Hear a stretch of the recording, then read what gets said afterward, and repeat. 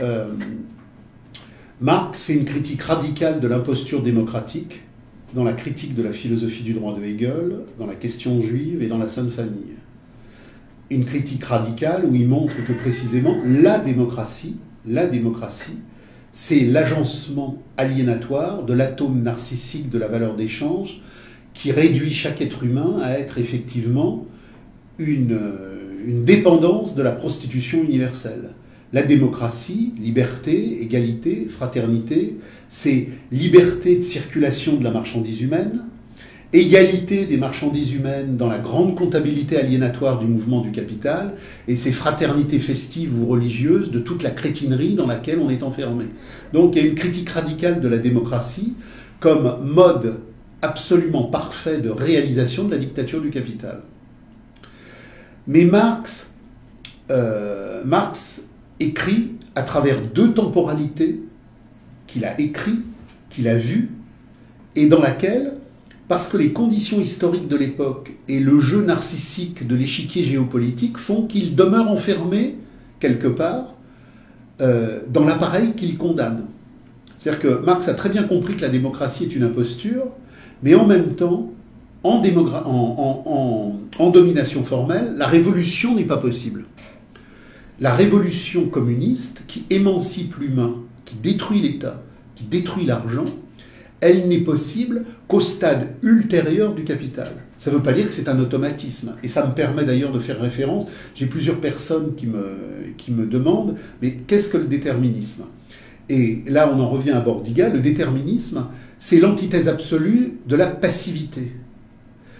Dire que le capital, au moment ultime de sa crise terminale, va s'invalider, ça ne veut pas dire que l'humanité reste dans son fauteuil à regarder cette invalidation. L'invalidation, ce n'est pas simplement l'invalidation d'une catégorie économique. C'est l'invalidation de toute l'ontologie du capital, c'est donc l'invalidation de toute la conscience fausse, c'est donc l'émergence de toute la conscience vraie. Donc, il n'y a pas « est-ce qu'on doit faire quelque chose ?» et donc le capital va s'effondrer parce qu'on fait quelque chose, ou est-ce qu'il n'y a rien à faire parce qu'il va s'effondrer tout seul? Ça, c'est du dualisme, c'est du crétinisme, c'est de l'hémiplégie. Le capital, en tant que mode de production, est le procès de sa caducité qui, à un moment donné, réalise l'auto-invalidation de son ensemble processuel. Et cet ensemble processuel qui se renverse met en mouvement les gens, non pas par une mécanique, mais par l'immanence du fait que la conscience fausse devient conscience vraie. Donc, le déterminisme est l'exact opposé de la passivité et du mécanisme. Il dit simplement que le bouger radical par lequel il va falloir faire quelque chose sera l'expression dialectique de ce retournement par le capital se rendant impossible, rend possible l'émergence de la communauté humaine consciente. Donc Marx sait ça, Marx comprend ça.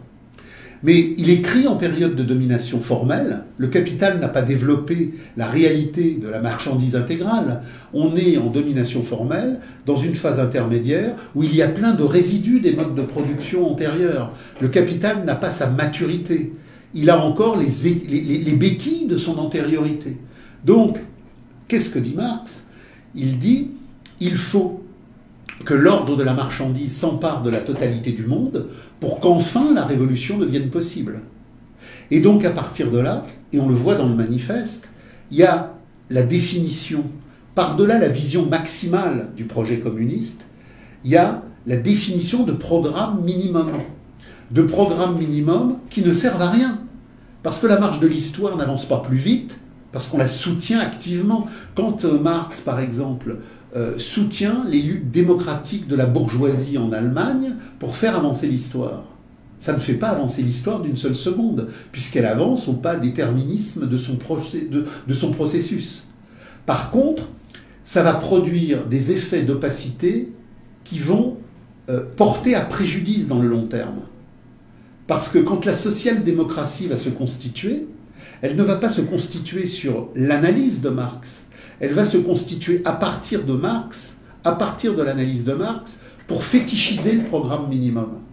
Marx parle donc à certains moments de démocratie, et il défend d'une certaine manière la démocratie, parce qu'il est dans cette phase de domination formelle où la révolution communiste n'est pas possible, et où il croit qu'en défendant des projets de soutien à la marche de l'histoire, il la fait avancer plus vite. Ce qui est une erreur. Et il y a des textes fondamentaux où il voit bien que c'est une erreur. Et c'est là où il y a une critique radicale du fétichisme de la marchandise à faire en nous-mêmes. Hein.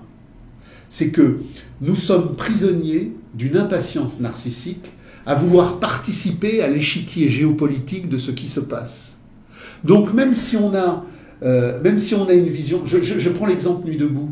J'ai des gens qui m'ont contacté qui savaient très bien que c'est une restructuration de bobos couche moyenne pour modifier le capital, pour aménager le capital, agencer le capital, mais qui m'ont dit « il faut quand même y aller, il y a quelque chose qui bouge ».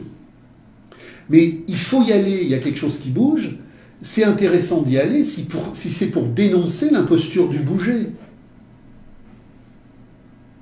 Quand il y a la guerre de sécession, Marx soutient le Nord. Marx soutient le Nord. Pourquoi? Parce qu'il dit l'émancipation du prolétaire blanc est impossible tant qu'elle est marquée du sceau de l'infamie, de l'oppression de l'homme noir. Il a raison. Mais sa lettre à Lincoln de soutien au Nord ne fait pas avancer d'une seule seconde la guerre de sécession.